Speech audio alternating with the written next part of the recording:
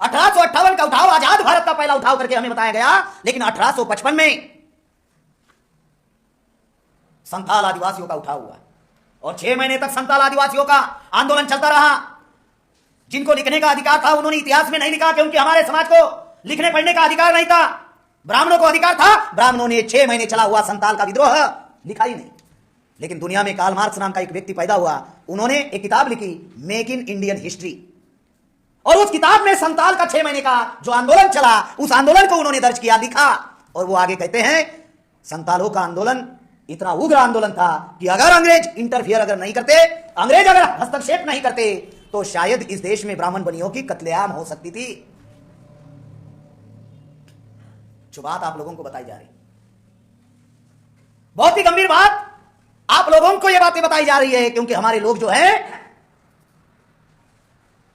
ब्राह्मणों ने लिखे, हमारे लोगों ने पढ़े। टीवी चैनल ब्राह्मणों के, उन्होंने दिखाया, हमारे लोगों ने देखे। पेपर ब्राह्मणों के, हमारे लोगों ने पढ़े, वैसे सोचे। शरीर हमारा, मैं हर कार्यक्रमों में कहता हूं, शरीर हमारा है, सब कुछ हमारा है, लेकिन ये अंदर जो ब्रेन है ना, ये ब्रेन हमारा नहीं है। वो लोग निर्धारित कर रहे हैं आपने क्या देखना चाहिए, वो लोग निर्धारित करते हैं आपने क्या पढ़ना चाहिए, वो लोग निर्धारित करते हैं आपने क्या लिखना चाहिए, वो लोग निर्धारित करते हैं। 15 अगस्त को देश आजादी का प्रपंडा किया गया, लेकिन क्या हमारे लोगों को 15 अगस्त और 26 जनवरी का अर्थ भी समझ में आया? क्यों नहीं आया, उसका कारण बताता हूं। 15 अगस्त को वही गाने बजते हैं जो 26 जनवरी को बजते हैं। 15 अगस्त को वही रैलियां स्कूल में निकलती है जो 26 जनवरी को निकलती है। 15 अगस्त को टीवी पर वही पिक्चर भी दिखाते हैं, भारत पाकिस्तान, वही 26 जनवरी को दिखाते हैं, भारत वर्सेस पाकिस्तान। सारा कार्यक्रम एक सही का ही चलाते हैं। 15 अगस्त को जो चलाते वही 26 जनवरी को चलाते। तो हमारे समाज को क्या अंतर समझ में आएगा? कोई समझ में आएगा अंतर? नहीं आएगा। टीवी हमारे पैसों से, केबल हमारे पैसों से, सेट टॉप बॉक्स हम लगाते हैं हमारे पैसों से। टीवी में क्या देखना चाहिए आप लोग निर्धारित नहीं करते। सिर्फ आपके पास अधिकार है, रिमोट हाथ में पकड़ो और चैनल चेंज करो। टीवी पर क्या दिखाना है वो लोग निर्धारित करते हैं कि आपने देखकर क्या सोचना है।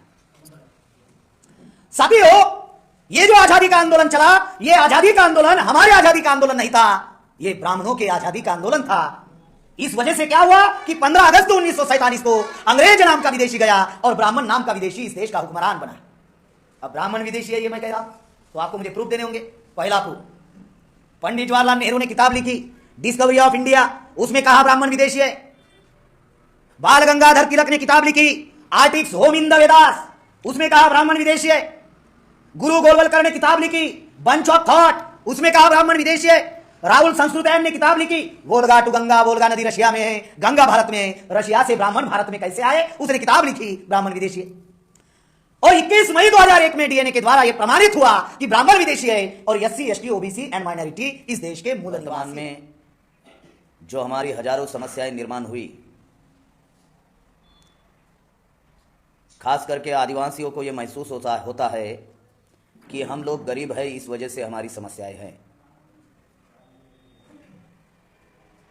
क्या गरीबी हमारी समस्या का मूल कारण है?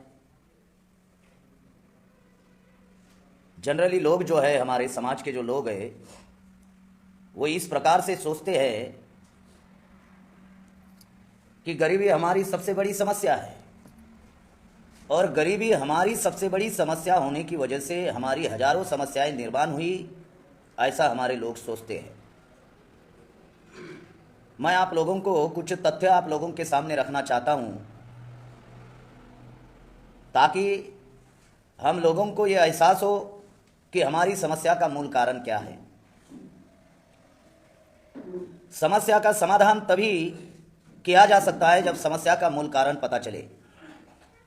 बीमारी का इलाज तभी किया जा सकता है जब बीमारी का मूल जो कारण होता है वो पता चले, तो बीमारी का इलाज किया जा सकता है।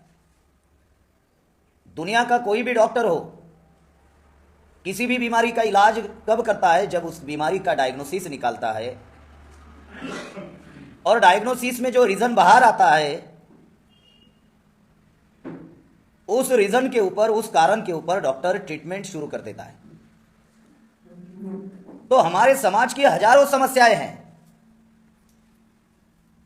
गरीबी समस्या है, भूखमरी समस्या है, लाचारी समस्या है, आरक्षण समाप्त हो रहा है वो समस्याएं है, नौकरी समाप्त हो रही है समस्याएं है, बेरोजगारी बड़े पैमाने पर बढ़ रही ये समस्याएं हैं, छात्र नौजवानों की समस्याएं हैं, महिलाओं की समस्याएं हैं, किसानों की समस्याएं हैं, तो ये हजारों समस्याएं हैं। और इन हजारों समस्याओं को लेकर समाज एक बात तो सोचता है कि हम गरीब हैं, इस वजह से हमारी समस्याएं हैं।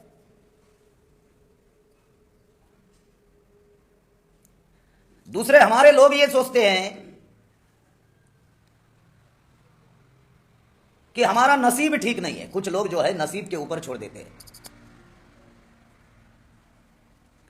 तो क्या सही मायने में अगर हम लोग समाज में काम करना चाहते हैं, समाज की समस्या का समाधान अगर करना चाहते हैं, तो हमारी समस्या किस कारण से निर्माण हुई, अगर वो कारण अगर हमारे समाज को अगर पता चले तो शायद हम लोग समस्या का समाधान कर सकते हैं। एक होता है परिणाम और एक होता है कारण। परिणाम की चर्चा पूरे देश भर में चलती है, लेकिन जिस कारण की वजह से परिणाम निर्माण हुआ उस कारण के ऊपर कोई भी चर्चा करते हुए हमें नजर नहीं आते। इटली के एंथोनी ग्राम्सी ने कहा कि जिस समाज की समस्या होती है वो समाज गुलाम होता है। अगर गुलाम की अगर यही परिभाषा है कि जिस समाज की समस्या होती है वो समाज गुलाम होता है। गुलामी किसे कहते हैं कि भविष्य हमारा और निर्णय लेने का अधिकार किसी और का, बस यही गुलामी है।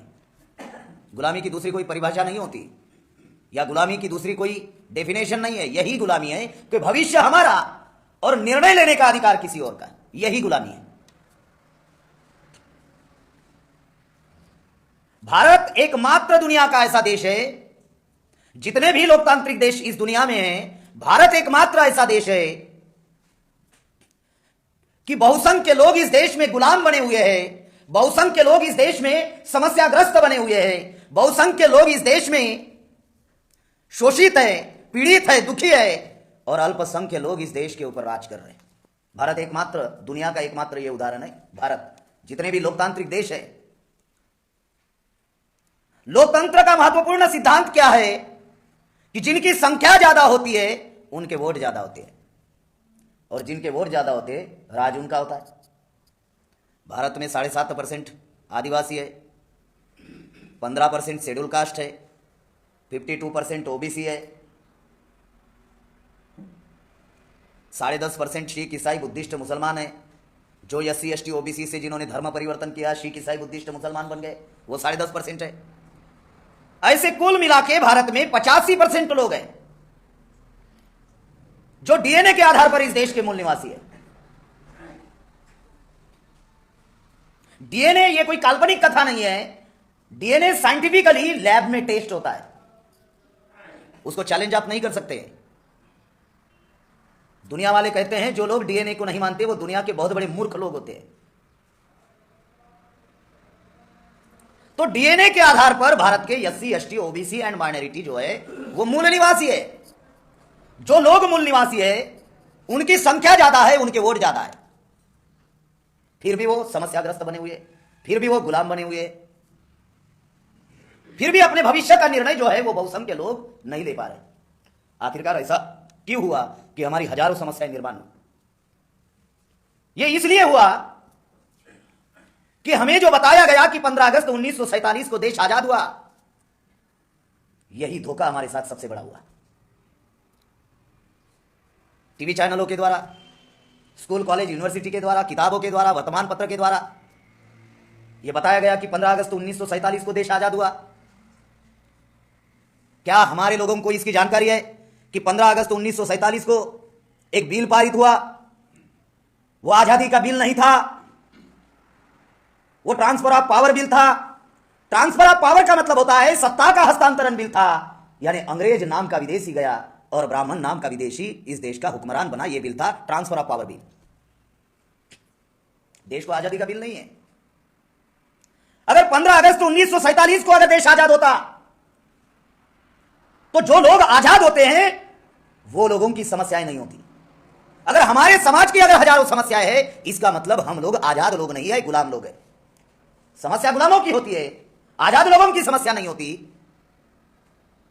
तो ये 15 अगस्त को जो आजादी मिली, ये आजादी हमारी आजादी नहीं थी। तो ये फिर किसकी आजादी थी? तो जब मोहनदास करमचंद गांधी जी ने जब डॉक्टर बाबा साहब आंबेडकर के ऊपर एक इल्जाम लगाया, एक आरोप लगाया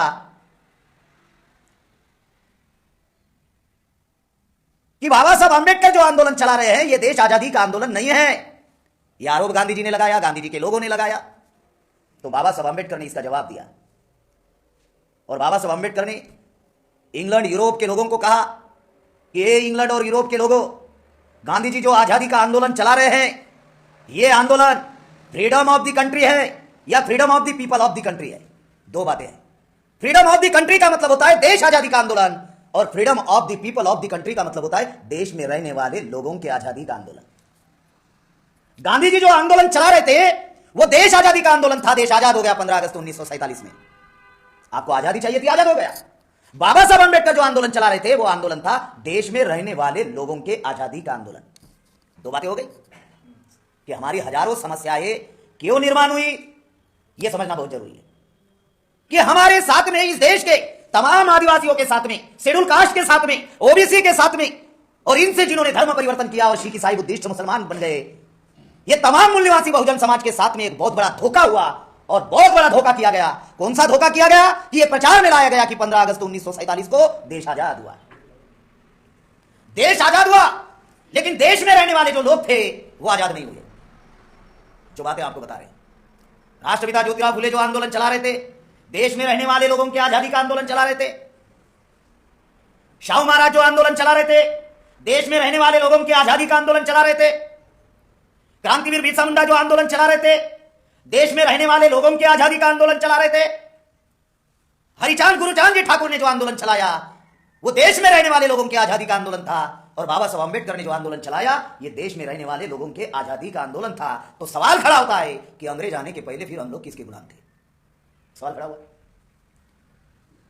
कि अगर ये देश आजादी का आंदोलन गांधी जी चला रहे थे और देश में रहने वाले लोगों की आजादी का आंदोलन हमारे मूल निवासी महापुरुष चला रहे थे। दो आंदोलन भारत में चले। देश आजादी का आंदोलन अंग्रेजों के विरोध में था, गांधी जी चला रहे थे, बाल गंगाधर तिलक चला रहे थे, न्यायमूर्ति गोविंद रांडे चला रहे थे। ये सारे के सारे जाति से ब्राह्मण थे। नाम दिया आजादी का आंदोलन। और देश में रहने वाले लोगों के आजादी का आंदोलन का अर्थ है ब्राह्मणों की गुलामी से मुक्त होने का आंदोलन। राष्ट्रपिता ज्योतिराव फुले, छत्रपति शाहू महाराज, क्रांतिवीर बिरसा मुंडा, डॉक्टर बाबा साहब अम्बेडकर, ये लोग चला रहे थे। एक अंग्रेजों की गुलामी से मुक्त होने का आंदोलन और एक ब्राह्मणों की गुलामी से मुक्त होने का आंदोलन। ऐसे दो आंदोलन भारत में चल रहे थे। एक आंदोलन का ज्यादा प्रोपेगेंडा किया गया कि 15 अगस्त 1947 को देश आजाद हुआ। कांग्रेस की बकर नाम का एक किताब है, उस किताब में रात को 12 बजे 14 अगस्त को रात को 12 बजे यानी 15 अगस्त तो शुरू हुआ, 12 बजे रात को पंडित जवाहरलाल नेहरू ने झंडा लहराया। अब रात के 12 बजे क्यों लहराया? कांग्रेस की बकर नाम की किताब में यह लिखा हुआ है। अगर देश आजाद हुआ तो दिन में भी झंडा लहराया जा सकता था, रात में क्यों लहराया? रात में जनता सोई हुई है और नेहरू आजादी का जश्न मना रहा है। जो बातें आपको बताई जा रही साथियों, हमारे महापुरुष गांधी जी के आंदोलन में शामिल नहीं थे, तिलक के आंदोलन में शामिल नहीं थे, रांडे के आंदोलन में शामिल नहीं थे हमारे महापुरुष। उसके 3 उदाहरण आपको मैं बताऊंगा, स्पष्ट हो जाएगा, क्लियर हो जाएगा। पहला उदाहरण, न्यायमूर्ति गोविंद रांडे। जब 28 दिसंबर 1885 में कांग्रेस बनी, कांग्रेस ये कोई पॉलिटिकली पार्टी नहीं थी। कांग्रेस ये अमेरिकन शब्द है, इसका अर्थ होता है महासभा। अंग्रेजों के गुलामी से मुक्त होने के लिए कांग्रेस बनाई 28 दिसंबर 1885 में। चैटर्जी, बैनर्जी, मुखर्जी बंगाल के ब्राह्मण है, तिलक, आगरकर, गोखले महाराष्ट्र के ब्राह्मण है। उस वक्त कांग्रेस के जो सर्वेसर्वा थे न्यायमूर्ति गोविंद रांडे, राष्ट्रपिता ज्योतिराव फुले के पास गए। ये हमारे आजादी का आंदोलन नहीं था, उसके 3 उदाहरण समझा रहा। ज्योतिराव फुले को कहे कि ज्योतिराव जी, अंग्रेजों का राज है, भारत गुलाम है। अगर आप सरीके विद्वान व्यक्ति, जानकार व्यक्ति अगर कांग्रेस के आंदोलन में शामिल होते हैं तो अंग्रेजों को जल्द से जल्द भगाया जा सकता है। ज्योतिराव फुले ने क्या कहा जानते हो? ज्योतिराव फुले ने कहा, आप ब्राह्मण लोग ऊंट पर बैठकर बकरियां हाँकने वाले, कभी हमारे साथ आपने समानता का व्यवहार नहीं किया। अंग्रेज जाने के बाद आप हमारे साथ समानता का व्यवहार करोगे? किस आधार पर? इतिहास में हम लोगों के साथ में आपने समानता का व्यवहार नहीं किया। जिनको आज इस बंगाल में नमशूद्राय कहा जाता है उनको चांडाल कहा, महाराष्ट्र में आपने अछूत कहा, उत्तर प्रदेश में चमार अछूत करके अपमान किया, आदिवासियों को हजारों साल जंगल की ओर खदेड़ दिया, जो ज्ञान विज्ञान से दूर रहा। आपने हमारे साथ कभी समानता का व्यवहार इतिहास में नहीं किया। देश आजाद होने के बाद, अंग्रेज जाने के बाद आप लोग हमारे साथ में समानता का व्यवहार किस आधार पर करोगे? ज्योतिराव फुले ने कहा, ये जो आप आजादी का आंदोलन चला रहे हो, ये आजादी का आंदोलन हम लोगों के आजादी का आंदोलन नहीं है, तो ये ब्राह्मणों के आजादी का आंदोलन है। और ज्योतिराव फुले ने कभी भी कांग्रेस को कांग्रेस नहीं कहा, तो ज्योतिराव फुले ने कांग्रेस को ब्राह्मण सभा कहा। ब्राह्मण सभा। हम लोग ज्योतिराव फुले से ज्यादा विद्वान हैं, हम कांग्रेस कहते हैं, ज्योतिराव फुले ब्राह्मण सभा कह रहे हैं। और ज्योतिराव फुले ने इस समाज को एक संदेश दिया। वो संदेश क्या था? वो संदेश ये था कि जब तक अंग्रेज माए बाप भारत में हैं, तब तक शूद्र अतिशूद्रों ने, जिन ब्राह्मणों ने हम एससी एसटी ओबीसी को शूद्र अतिशूद्र बनाया, ज्योतिराव फुले ने कहा जब तक अंग्रेज माए बाप भारत में है, तब तक शूद्र अतिशूद्रों ने ब्राह्मणों की गुलामी से मुक्त होने के लिए जल्दी करनी चाहिए। ज्योतिराव फुले शामिल नहीं हुए। बाल गंगाधर तिलक, छत्रपति शाहू महाराज को उन्होंने चिट्ठी लिखी, और चिट्ठी लिखकर छत्रपति शाहू महाराज को कहा कि आप सरी का राजा अगर कांग्रेस के आंदोलन में अगर शामिल होता है तो अंग्रेजों को जल्द से जल्द भगाया जा सकता है। शाहू महाराज ने क्या कहा? शाहू महाराज ने कहा कि आप ब्राह्मण लोग मेरे सरी के राजा को सोचने नहीं देते, मेरी प्रजा का क्या करोगे? मेरी प्रजा तो बकरी समान है, मेरी प्रजा बकरी समान है, मैं राजा होने के बावजूद भी मुझे सोचने नहीं देते। इतने होशियार लोग हो ब्राह्मण लोग, आप मेरी प्रजा का क्या करोगे? जाओ जाओ, भेड़ के ग्रुप में मैं भेड़ियों को नहीं बेचता।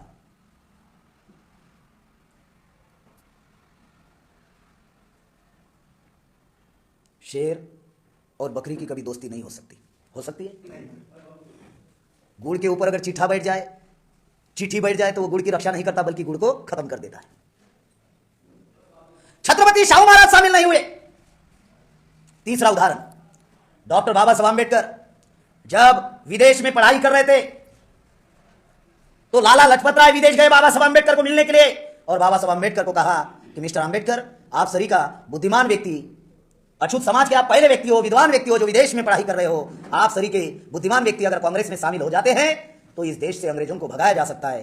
बाबा साहब आंबेडकर ने कहा कि लाला जी, मैं यहां पर पढ़ने के लिए आया हूं, मुझे पढ़ने दीजिए, भारत में आने के बाद हम देखेंगे क्या करना है। और जब बाबा साहब आंबेडकर भारत में आए तो बाबा साहब आंबेडकर बहिष्कृत भारत नाम का एक पेपर निकालते थे। उस पेपर में अग्रलेख बाबा साहब आंबेडकर ने लिखा, एडिटोरियम टाइटल, और वो एडिटोरियम टाइटल क्या था? गुलामी में जिनकी हमें बातें सहन नहीं होती, आजादी में उनकी लातें खानी होगी। क्रांतिवीर बिरसा मुंडा 15 नवंबर 1875 में पैदा हुए और 9 जून 1900 में उनकी मृत्यु है। 25 साल का नौजवान। 1894 में जब उन्होंने उलगुलान इस देश में शुरू किया, बिरसा मुंडा का आंदोलन धीकू लोगों के विरोध में था। ये धीकू कौन थे? त्रिवर्णीय लोग थे, साहूकार लोग थे, जमींदार लोग थे, ब्राह्मण लोग थे, क्षत्रिय लोग थे, जिन लोगों ने आदिवासियों की कला सभ्यता संस्कृति को खत्म करने का प्रयास किया, जिन्होंने जल जंगल जमीन उद्ध्वस्त करने का प्रयास किया। जो आदिवासी जल जंगल जमीन का मालिक है, साहूकारों ने उनकी जमीन छीन ली, हड़प कर ली। बिरसा मुंडा ने उलगुलान छेड़ा। अब अंग्रेजों की भाषा अंग्रेजी थी, मुंडा की भाषा, बिरसा मुंडा जी की भाषा मुंडारी थी। अंग्रेजों को मुंडारी नहीं आती थी और मुंडाओं को, अंग्रेजों को मुंडारी नहीं आती थी और मुंडाओं को अंग्रेजी नहीं आती थी। बहुत खास बात बता रहा हूं, बहुत क्रिटिकल बात है, समझना बहुत जरूरी है। अंग्रेजों को मुंडारी नहीं आती थी और मुंडा लोगों को अंग्रेजी नहीं आती थी, फिर लड़ाई कैसे हो गई भाई? है? कभी आप लोगों ने सोचा नहीं, लड़ाई कैसे हो गई? हमारे समाज को अंग्रेजी नहीं आती थी, अंग्रेजी ये अंग्रेजों की लैंग्वेज थी। हमारी मुंडारी है, संताली है, गोंडी है, हमारी अलग अलग लैंग्वेज है, वो अंग्रेजों को नहीं आती थी। लेकिन जो बीच में जो साहूकार लोग थे, जमींदार लोग थे, ब्राह्मण लोग थे, उन लोगों को अंग्रेजी आती थी। और साहूकार और जमींदार लोगों ने, ब्राह्मण लोगों ने जो आदिवासियों की जमीन छीन ली थी, उनके विरोध में जो बिरसा मुंडा ने उलगुलान छेड़ा था, तो बिरसा मुंडा का कांटा कैसे निकाला जाए? तो ब्राह्मणों ने बीच में जो इंटरप्रिटेशन किया अंग्रेजों के सामने कि बिरसा मुंडा अंग्रेजी हुकूमत के खिलाफ है। अगर बिरसा मुंडा अंग्रेजी हुकूमत के खिलाफ थे तो फिर क्रिश्चियन मिशनरी में उन्होंने स्कूल क्यों पढ़ी? चाईबासा में उनका प्राइमरी एजुकेशन हुआ, क्रिश्चियन मिशनरी स्कूल में हुआ। जो बातें बताई जा रही, ये बातें मैं आप लोगों को इसलिए बताया जा रहा हूं क्योंकि अंग्रेजों को मुंडारी नहीं आती थी और हमारे लोगों को अंग्रेजी नहीं आती थी, लेकिन बीच में जो जमींदार लोग थे, बीच में जो साहूकार लोग थे, जो ब्राह्मण लोग थे, जो बनिया लोग थे, वो लोग अंग्रेजों के सामने अंग्रेजी में इंटरप्रेट करते थे। उन्होंने उनकी तरीके से इंटरप्रेट किया, ब्राह्मणों ने ब्राह्मणों के अनुकूल इंटरप्रेट किया। इसीलिए हमारी लड़ाई अंग्रेज वर्सेस हम लोगों के बीच में हो गई, ब्राह्मण जैसे कि वैसे रह गए।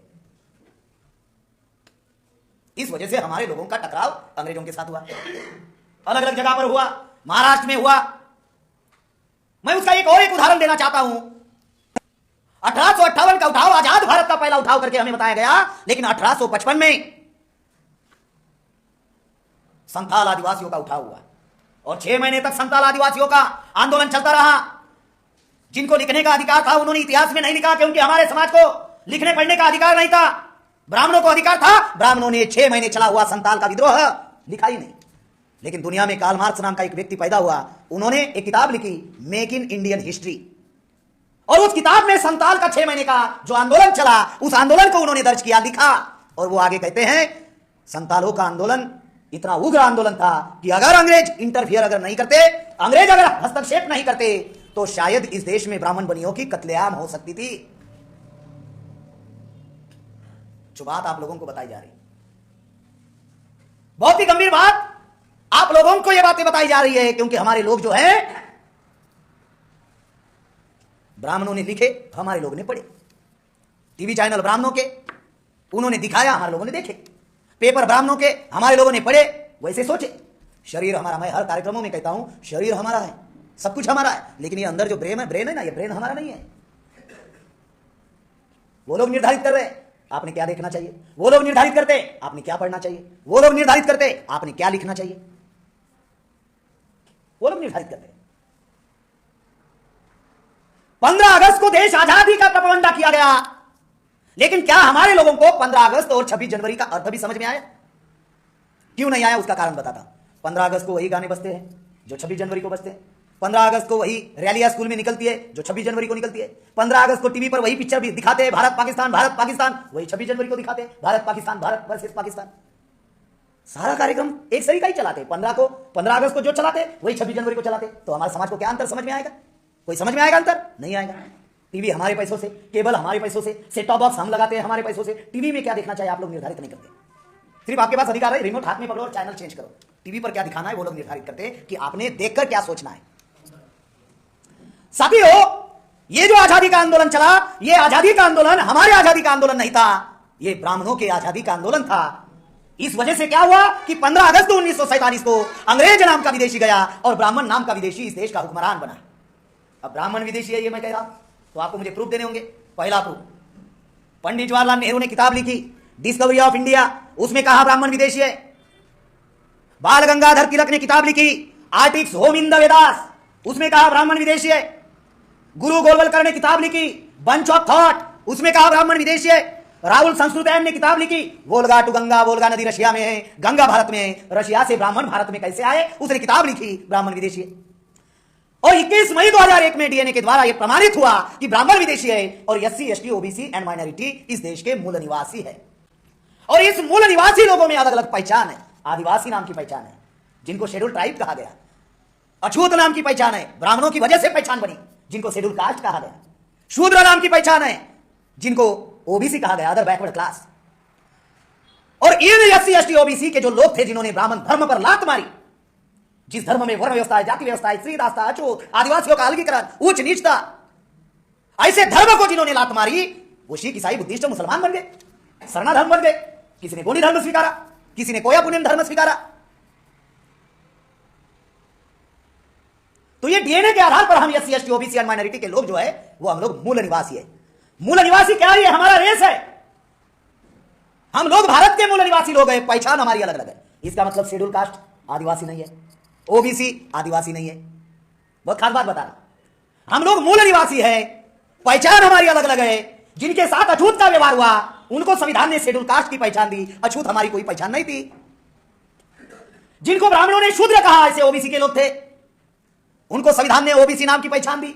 आर्टिकल 340 में शेड्यूल कास्ट को 341 में पहचान दी शेड्यूल कास्ट। जिनको चंडाल, अछूत, और जो लोग इस ब्राह्मण धर्म का चेहरा भी देखना पसंद नहीं किया और जंगल की ओर चले गए, जिन्होंने अपनी कला, सभ्यता, संस्कृति, पहचान बरकरार रखी, और जो लोग नेचर को अपना भगवान मानते, नेचर को अपना सब कुछ मानते, जो प्रकृति पूजक है, जिन्होंने सही मायने में अपनी कला, सभ्यता, संस्कृति को बचा कर रखी, जिनमें ट्राइबल पेड है, डिस्ट्रिक्ट कल्चर है, टेरिटोरियल पोजीशन है, उनको भारत में आदिवासी कहा गया।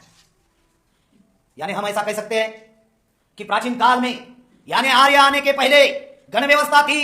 गण व्यवस्था में जाति नहीं थी, गण व्यवस्था में धर्म नहीं था, गण व्यवस्था में उच्च नीचता नहीं थी, गण व्यवस्था में कोई शासक नहीं था, कोई शोषित नहीं था, कोई अमीर नहीं था, कोई गरीब नहीं था। गण व्यवस्था में हम लोग एक समान लोग थे और कोई गरीब और अमीर नाम का कोई कार्यक्रम नहीं था।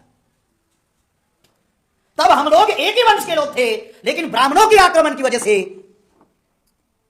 तीन भाई अलग अलग हो गए। जो जंगल की ओर चले गए आदिवासी, जो गांव के बाहर रहे अछूत शेड्यूल कास्ट, और जो गांव में ही रहे, उन्होंने सोचा साला एक ने विरोध किया तो जंगल की ओर चला गया, दूसरे ने विरोध किया तो साला अछूत का व्यवहार किया, उसके साथ में गांव के बाहर रहना पड़ा उनको। तो तीसरे भाई ने सोचा कि साला अगर हम भी विद्रोह करेंगे तो न जाने हमें नरक में किस जगह भेजेंगे ये लोग। तो इसलिए वो लोग उनके साथ में गांव में रहना पसंद किया, ओबीसी बन गए। 15 किलोमीटर में शब्द बदल जाते हैं, 50 किलोमीटर में खान पान बदल जाता है, 100 किलोमीटर में बोली भाषा बदल जाती है। इसलिए तो मैं महाराष्ट्र का बंगाली नहीं बोल सकता। ये नेचर का सिद्धांत है, ये ज्योग्राफिकली सिद्धांत है। मैं बंगाली क्यों नहीं बोलता, या बंगाल के लोग मराठी क्यों नहीं बोल सकते? क्योंकि 15 किलोमीटर में शब्द बदल जाते हैं, 50 किलोमीटर में खान पान रहन सहन बदल जाता है, 100 किलोमीटर में लैंग्वेज बदलना शुरू हो जाती है। बंगाल का ही लोग, आपकी तरफ जो बंगाली बोली जाती है, अगर आप जलपाईगुड़ी जाओ, दार्जिलिंग जाओ, अलग बंगाली बोलेंगे, कलकत्ता जाओ, अलग बंगाली बोलेंगे। बंगाली लेकिन अलग अलग टाइप की, साउथ में अलग बोलेंगे, नॉर्थ में अलग बोलेंगे, ईस्ट में अलग बोलेंगे, है या नहीं? महाराष्ट्र में भी वही है, महाराष्ट्र की मराठी है, लेकिन कोकण है, खानदेश है, विदर्भ है, मराठवाड़ा है, अलग अलग मराठी। मराठी सेम ही है, लहजा बदल जाता है, शब्द बदल जाते हैं, टोनिंग बदल जाती है, प्रोनाउंसिएशन बदल जाते हैं। अगर एक समूह हजारों साल पहले जंगल की ओर खदेड़ दिया, जिसका गांव के बाहर और गांव के अंदर रहने वाले लोगों से हजारों साल संपर्क नहीं रहा, तो फिर तो बहुत कुछ बदलेगा भाइयों, बहुत कुछ बदलेगा ना। इसीलिए हमारी जो पहचान है वो इस प्रकार से हमारी पहचान बनी। जाति हमारी पहचान नहीं है, जाति ब्राह्मणों का हथियार है हमको गुलाम बनाने का। ब्राह्मणों में जाति नहीं है, ब्राह्मण जात ब्राह्मण, वर्ण ब्राह्मण, कर्म ब्राह्मण, धर्म ब्राह्मण। जात ब्राह्मण, वर्ण ब्राह्मण, कर्म ब्राह्मण, धर्म ब्राह्मण। हमारा जात अलग होती है, कैटेगरी शेड्यूल ट्राइब होता है, धर्म अलग होता है। ब्राह्मण का धर्म ब्राह्मण, वर्ण ब्राह्मण, कर्म ब्राह्मण, जात ब्राह्मण, ब्राह्मण डिवाइड नहीं है। हमारे एक जाति में 1250 जाति घुसेड़ दी, लेकिन ब्राह्मण 3.5% है। और भारत में ब्राह्मणों ने जो जातियां बनाई, शेड्यूल ट्राइब में 850 जाति, शेड्यूल कास्ट में 1700 जाति, ओबीसी में 3743 जाति। हमारी 6743 जातियां निर्माण की, और खबरदारी रखी ब्राह्मणों ने कि कोई भी जाति ब्राह्मण के जाति से संख्या में ज्यादा नहीं होनी चाहिए। इसलिए भारत में आदिवासियों की कोई भी जाति 1% भी नहीं है, ओबीसी की कोई भी जाति 1% भी नहीं है, शेड्यूल कास्ट की कोई भी जाति 1% नहीं है, लेकिन ब्राह्मण 3.5% है, 3.5% है। ऐसा क्यों किया? ताकि कोई जाति इकट्ठा होकर भी अगर लड़ाई लड़े तो भी ब्राह्मणों का मुकाबला नहीं करना चाहिए। और हमारे समाज के जो लोग हैं जातियों का संगठन बनाकर काम करते हैं, और जाति ये ब्राह्मणों का हथियार है। अब आप ही बताइए, अब जाति ब्राह्मणों का हथियार है और हमारे लोग जाति को मजबूत करने का काम कर रहे हैं, जाति का संगठन बनाकर काम कर रहे हैं, और जिस जाति का काम कर रहे हैं वो जाति पूरे भारत में 1% भी नहीं है। मुझे कोई भी जाति बता, 15 साल से यही काम है मेरा, कोई भी जाति बता। जो बातें आपको बताई जा रही, इतनी गंभीर बातें। इसीलिए इस देश में अल्पसंख्य ब्राह्मण आज बहुसंख्य बनकर राज कर रहे हैं। उसके दो कारण हैं, पहला विभाजन और दूसरा अज्ञानता। विभाजन से उनका षड्यंत्र समझ में नहीं आ रहा है।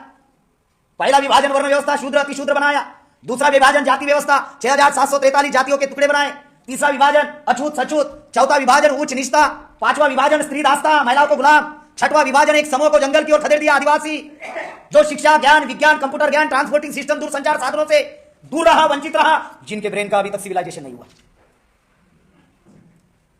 जो अभी भी सही और गलत का फैसला नहीं कर पा रहा है। बहुत सारे लोग पहली बार बात सुन रहे होंगे, उनको लग रहा होगा ये प्रेम कुमार घेड़ाम जो बातें बता रहा है ये तो हमने किसी किताब में पढ़ी तो नहीं। कैसे पढ़ोगे? अगर ब्राह्मणों की लिखी हुई किताबें पढ़ोगे तो आपको कहां से मिलेगा ये लिटरेचर? हमारे पास जानकारी कहां से आई? हमारे महापुरुषों ने जो लिखा वो हमने पढ़ा। हमारे समाज के लोगों ने क्या किया? ब्राह्मणों ने जो लिखा वो पढ़ा। ये अंतर है मेरे में और बाकी लोगों में। इसीलिए जो आजादी हम लोगों को बताई जा रही है कि 15 अगस्त 1947 को देश आजाद हुआ, ये हमारी आजादी नहीं थी, ये आजादी ब्राह्मणों की आजादी थी। अंग्रेज नाम का विदेशी गया और ब्राह्मण नाम का विदेशी इस देश का हुक्मरान बना। और एक उदाहरण बताना चाहता हूं, अगर इस देश में गांधी जी अगर सबके आजादी का आंदोलन चला रहे थे, तो जब संविधान सभा का चुनाव आया तो गांधी जी ने आदिवासी को टिकट क्यों नहीं दी? गांधी जी ने ओबीसी को टिकट क्यों नहीं दी? गांधी जी ने आदिवासी को टिकट नहीं दी, ओबीसी को टिकट नहीं दी। गांधी जी कह रहे सबके आजादी का आंदोलन, संविधान सभा का मामला, अधिकार मिलने का मामला, अधिकार लेने का मामला, और एक भी आदिवासी को टिकट नहीं। कितने लोग जानते हैं यहां पर बैठे हुए, एक भी आदिवासी को टिकट नहीं। हमारे आजादी का आंदोलन होता तो ना गांधी जी देखता। हमारे जब आजादी का ही आंदोलन नहीं है तो गांधी जी टिकट कहां से देगा? वो तो ब्राह्मणों की आजादी का आंदोलन था। 9 जून 1900 में जब क्रांतिवीर बिरसा मुंडा की जेल में मृत्यु हुई, उसके बाद में इस देश में आदिवासियों का कौन सा नेता था हमारा जो हमारी लड़ाई लड़ रहा था? मुझे नाम बता। कोई नेता था? बिरसा मुंडा के बाद में कोई नेता था? सोच कर बताओ, विचार करके बताओ।